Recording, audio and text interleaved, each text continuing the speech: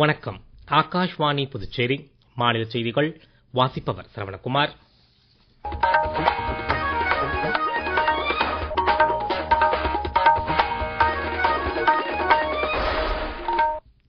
தலைப்புச் செய்திகள். வந்தே மாதரம் என்ற மந்திரம் இந்திய மக்களுக்கு சக்தியையும் அர்ப்பணிப்பு உணர்வையும் அளித்து சுதந்திர இயக்கத்திற்கு உத்வேகம் அளித்ததாக பிரதமர் திரு நரேந்திர மோடி கூறியுள்ளார். மக்களவையில் பிரதமர் திரு நரேந்திர மோடியின் வந்தே மாதரம் குறித்த உரை எதிர்கால தலைமுறையினரை ஊக்குவிக்கும் ஒரு வரலாற்று ஆவணம் என்று திரு அனுராக் தாக்கூர் தெரிவித்துள்ளார். அங்கீகரிக்கப்படாத கடன் செயலிகளால் மக்கள் சுரண்டப்படுவதிலிருந்து பாதுகாக்க அரசும் பல்வேறு முயற்சிகளை எடுத்து வருவதாக மத்திய நிதியமைச்சர் திருமதி நிர்மலா சீதாராமன் கூறியுள்ளார். புதுச்சேரியில் லோக் நிவாசில் நடைபெற்ற கொடிநாள் விழாவில் துணைநிலை ஆளுநர் திரு கைலாஷ்நாதன் கலந்து கொண்டார். இனி விரிவான செய்திகள். வந்தே மாதரம் என்ற மந்திரம் இந்திய மக்களுக்கு சக்தியையும் அர்ப்பணிப்பு உணர்வையும் அளித்து சுதந்திர இயக்கத்திற்கு உத்வேகம் அளித்ததாக பிரதமர் திரு நரேந்திர மோடி கூறியுள்ளார். தேசிய பாடலான வந்தே மாதரத்தின் 150வது ஆண்டு விழாவையொட்டி இன்று மக்களவையில் விவாதத்தை தொடக்கி வைத்து பேசிய அவர், வந்தே மாதரத்தின் 150 ஆண்டுகள் என்பது அந்த மகத்தான அத்தியாயத்தையும் அதன் மகிமையும் மீண்டும் நிலைநாட்ட கிடைத்த ஒரு வாய்ப்பு என்று கூறினார். தேசிய பாடலான வந்தே மாதரம் நம் நாட்டிற்கு 1947ஆம் ஆண்டு சுதந்திரம் பெற்று தந்தது என்றும், சுதந்திர போராட்ட வீரர்கள் கண்ட கனவுகளை நனவாக்க மக்களை இயக்கும் சக்தியாகவே வந்தே மாதரம் திகழ்ந்ததாகவும் தெரிவித்தார். பிரதமரின் உரை குறித்த கூடுதல் தகவல்கள். தேசிய பாடலான வந்தே மாதரம் 1875ஆம் ஆண்டு பங்கிம் சந்திர சாட்டர்ஜியால் எழுதப்பட்டது. வந்தே மாதரம் பாடல் குறித்த விவாதத்தை மக்களவையில் தொடக்கி வைத்து பேசிய பிரதமர், அதன் 100வது ஆண்டு நிறைவை கொண்டாடிய போது அவசர நிலையால் நாடு அதிர்ந்தது என்று கூறினார். தேசிய பாடலை மிகுந்த உற்சாகத்துடன் கொண்டாட வேண்டிய அந்த நேரத்தில் இந்திய அரசியலமைப்பு சட்டம் கழுத்து நெரிக்கப்பட்டு தேச பக்திக்காக வாழ்ந்தவர்கள் மற்றும் உயிர் தியாகம் செய்தவர்கள் சிறை கம்பிகளுக்கு பின்னால் அடைக்கப்பட்டதாகவும் குறிப்பிட்டார். வந்தே மாதரம் என்பது வெறும் அரசியல் சுதந்திரத்திற்கான மந்திரம் மட்டுமல்ல என்றும், பாரத மாதாவை காலனித்துவத்தின் தலைகளிலிருந்து விடுவிப்பதற்கான ஒரு புனிதமான போர் முழக்கம் என்றும் அவர் தெரிவித்தார். ஆயிரக்கணக்கான ஆண்டுகளாக இந்தியாவில் ஆழமாக வேரூன்றிய ஒரு கருத்தை வந்தே மாதரம் மீண்டும் தூண்டியது என்றும் குறிப்பிட்டார். பல்வேறு வகையான ஒடுக்குமுறைகளை கட்டவிழ்த்த பிரிட்டிஷ் அரசாங்கத்திற்கு எதிராக ஒரு கிளர்ச்சியின் போது எழுதப்பட்டதே வந்தே மாதரம் என்றும் பிரதமர் தெரிவித்தார்.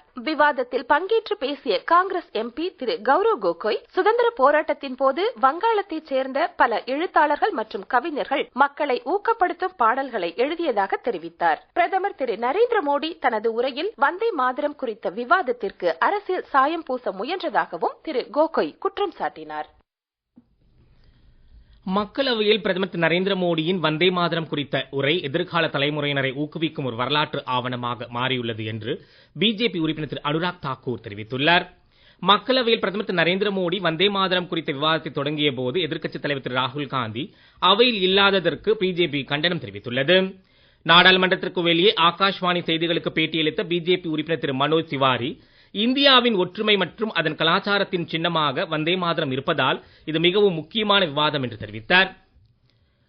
முப்படைகளின் கொடிநாள் நீதிக்கு தாராளமாக பங்களிக்குமாறு உறுப்பினர்களுக்கு மாநிலங்களவைத் தலைவர் திரு சி.பி. ராதாகிருஷ்ணன் வேண்டுகோள் விடுத்துள்ளார். இன்று மாநிலங்களவையில் பூஜ்ய நேரத்தில் பேசிய அவர், ஒவ்வொரு ஆண்டும் டிசம்பர் 7ஆம் தேதி போரில் உயிரிழந்தவர்களையும் நாட்டின் எல்லைகளை பாதுகாப்பதற்காக மட்டுமன்றி பயங்கரவாதம், கிளர்ச்சிக்கு எதிராக போராடிய சீருடை வீரர்களை கௌரவிக்கும் வகையில் ஆயுதப்படை கொடிநாள் அனுசரிக்கப்படுகிறது என்றார். மேலும் கொடிநாள் நிதிக்காக திரட்டப்படும் நன்கொடைகள் போரில் உயிரிழந்த வீரர்களை சார்ந்தவர்கள் மற்றும் போரால் பாதிக்கப்பட்ட வீரர்கள் போன்றோரின் மறுவாழ்வுக்கு இந்த நிதி செலவிடப்படுவதாகவும் திரு சி.பி. ராதாகிருஷ்ணன் தெரிவித்தார். அங்கீகரிக்கப்படாத டிஜிட்டல் கடன் செயலிகளின் செயல்பாடுகளை தடுக்கும் வகையில் இந்திய ரிசர்வ் வங்கி மற்றும் பிற சம்பந்தப்பட்ட ஒழுங்குமுறை நிறுவனங்களுடன் அரசு தொடர்ந்து பேச்சுவார்த்தை நடத்தி வருவதாக மத்திய நிதியமைச்சர் திருமதி நிர்மலா சீதாராமன் தெரிவித்துள்ளார். இன்று மக்களவையில் கேள்வி ஒன்றுக்கு பதிலளித்த அவர், இந்த ஆண்டு ஜூலை 1ஆம் தேதி முதல் ரிசர்வ் வங்கி அதன் இணையத்தில் டிஜிட்டல் கடன் செயலிகள் குறித்த புதிய பகுதியை வெளியிட்டுள்ளது என்றும், இதன் மூலம் இந்த செயலிகள் குறித்த தகவல்களை வாடிக்கையாளர்கள் சரிபார்க்க முடியும் என்றும் கூறினார். அங்கீகரிக்கப்படாத கடன் செயலிகளால் மக்கள் சுரண்டப்படுவதிலிருந்து பாதுகாக்க அரசும் இந்திய ரிசர்வ் வங்கியும் அவ்வப்போது பல்வேறு முயற்சிகளை எடுத்து வருவதாகவும் திருமதி நிர்மலா சீதாராமன் மேலும் கூறினார். விமான பாதுகாப்பு என்பது அரசாங்கத்தின் மிக முக்கியமான முன்னுரிமை என்றும், அதில் எந்த சமரசத்துக்கும் இடமில்லை எனவும் மத்திய சிவில் விமான போக்குவரத்துறை அமைச்சர் திரு ராம்மோகன் நாயுடு கூறியுள்ளார். இன்று மாநிலங்களவையில் விமான போக்குவரத்து தொடர்பான வழிகாட்டுதல்களை அமல்படுத்துவது குறித்த துணை கேள்விகளுக்கு பதிலளித்து அவர், விமானங்கள் ரத்து செய்யப்படுவது குறித்து மத்திய அரசு விசாரணை நடத்தி வருவதாக தெரிவித்தார். விமான பயணிகளின் சிரமங்களை அரசு கவனத்தில் எடுத்துக் கொண்டுள்ளதாகவும் இந்த விஷயத்தில் மிகவும் கடுமையான நடவடிக்கை எடுக்கப்படும் என்றும் அவர் கூறினார். நீங்கள் கேட்டுக்கொண்டிருப்பது மாநில செய்திகள். நேயர்கள் ஆகாஷ்வாணி செய்திகளை உடனுக்குடன் தெரிந்து கொள்ள எமது புதுச்சேரி மண்டல செய்தி பிரிவின் சமூக ஊடகங்களான @adnews_புதுவை என்ற எக்ஸ் பக்கத்திலும், all India radio news Puducherry என்ற பேஸ்புக் பக்கத்திலும், @RNU புதுச்சேரி என்ற யூடியூப் சேனலிலும் கேட்கலாம்.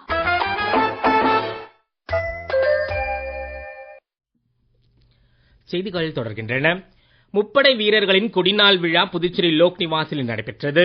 துணைநிலை ஆளுநர் திரு கைலாஷ்நாதன் இவ்விழாவில் கலந்து கொண்டு கடந்த ஆண்டு கொடிநாள் நிதிக்கு அதிக பங்களிப்பு செய்த அரசு துறைகள், நிறுவனங்கள் மற்றும் தனிநபர்களுக்கு நினைவு பரிசுகள் வழங்கி மரியாதை செய்தார். இவ்விழாவில் முதலமைச்சர் திரு ரங்கசாமி, தலைமை செயலர் டாக்டர் சரத் சௌஹான், முன்னாள் படைவீரர்கள் துறையின் செயலர் திரு கேசவன், மாவட்ட ஆட்சியர் திரு குலோத்துங்கன் மற்றும் பல்வேறு துறைகளைச் சேர்ந்த அதிகாரிகள் கலந்து கொண்டனர். இவ்விழாவில் பேசிய துணைநிலை ஆளுநர் திரு கைலாஷ்நாதன் முப்படை வீரர்களின் தியாகம் போற்றுதலுக்கு உரியது என்றார். புதுச்சேரியில் நடைபெற்று வரும் சிறப்பு தீவிர வாக்காளர் பட்டியல் திருத்தப் பணியில் இதுவரை 99.98%, அதாவது 10,21,404 கணக்கெடுப்பு படிவங்கள் விநியோகிக்கப்பட்டுள்ளதாக தேர்தல் ஆணையம் தெரிவித்துள்ளது. மேலும் இதுவரை 10,20,557, அதாவது 99.90% படிவங்கள் இணையத்தில் பதிவேற்றம் செய்யப்பட்டுள்ளதாகவும் தெரிவிக்கப்பட்டுள்ளது. இந்த சிறப்பு தீவிர திருத்தப் பணியில் வழங்கப்பட்ட படிவத்தை பூர்த்தி செய்து வழங்கிய வாக்காளர்கள் சிலரை சந்தித்தோம். இதில் புதுச்சேரி பேருந்து நிலையம் அருகே உள்ள மருந்தக உரிமையாளர் திரு ஜோதி வேணுகோபால் நமது செய்தியாளரிடம் கூறுகையில், ஜோதி வேணுகோபால், பாண்டிச்சேரி மெடிக்கல் ஷாப் வச்சிருக்கிறேன். எஸ்ஐஆர் படிவம் ஃபில் பண்ணி கொடுத்தேன். ரொம்ப நல்லா ஈஸியாக தான் இருந்தது. அப்புறம் 2002 அந்த படிவம் ஃபில் பண்ணி கொடுத்தேன். அது நல்லா ஈஸியாக தான் இருந்தது. அது ஒன்றும் பிரச்சனை இல்லை. எலெக்ஷன் ஆஃபீஸ்லேருந்து அதுக்கு பிஎல்ஓக்கு நம்மளுக்கு ஹெல்ப் பண்ணாங்க எல்லாம். நிறைய பேர் அதே தான் சொல்கிறாங்க, கஷ்டமாக இருக்குதுன்னு தான் சொல்கிறாங்க. அது என்னன்னு தெரியல, என்னன்னு புரிஞ்சிக்க முடியல. கஷ்டமாக இருக்குது, ரொம்ப குழப்பி போயிருக்கிறாங்க, என்ன இது அப்படின்லாம் சொல்கிறாங்க. ஆனால் அதில் இது ரொம்ப ஈஸியாக தான் இருக்குது. அது ஒன்றும் பிரச்சனை இல்லை. தேர்தல் ஆணையம் இந்த ஓட் லிஸ்ட்டை சரியா வச்சிருக்கிறதுக்காக தான் இந்த மாதிரி கணக்கெடுப்பு நடத்துறாங்க. அதனால இந்த கணக்கெடுப்பு நம்ம கலந்துக்குன்னு அது ஒத்துழைப்பு கொடுக்கணும். அப்பதான் நம்ம ஜனநாயக கடமையை கரெக்டா நிறைவேற்ற முடியும். மத்திய கல்வி அமைச்சகம் மற்றும் அகில இந்திய தொழில்நுட்ப கல்வி கவுன்சில் சார்பில் ஸ்மார்ட் இந்தியா ஹேக்கத்தான் 2025 புதுச்சேரியில் இன்று தொடங்கி 2 நாட்கள் நடைபெறுகிறது. அரியூர் ஸ்ரீ வெங்கடேஸ்வரா அறிவியல் மற்றும் தொழில்நுட்ப கல்லூரியில் நடைபெறும் ஹேக்கத்தான் 2025 இந்தியா முழுவதும் உள்ள பல்வேறு தொழில்நுட்ப கல்லூரிகளில் இருந்து 120 மாணவ மாணவிகள் மற்றும் 20 பேராசிரியர்கள் கலந்து கொண்டுள்ளனர்.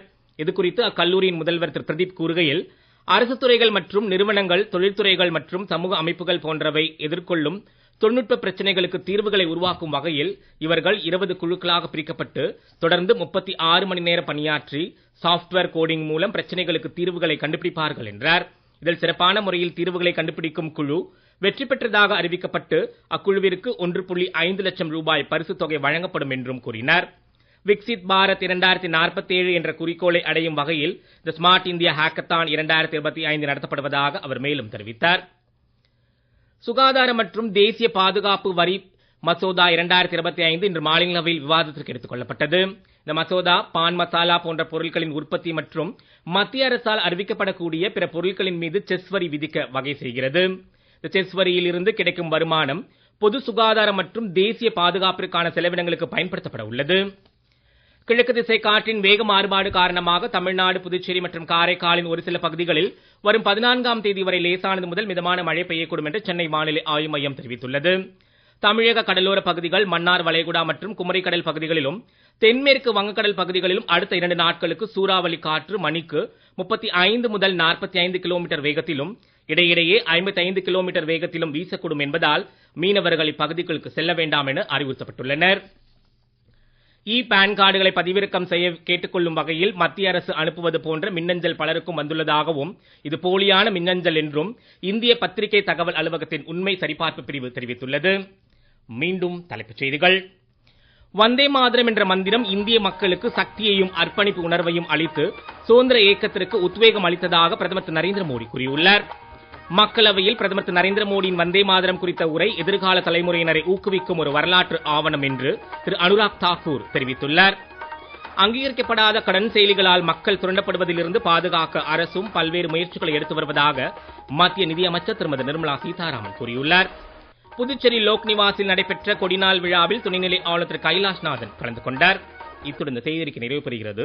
வணக்கம்.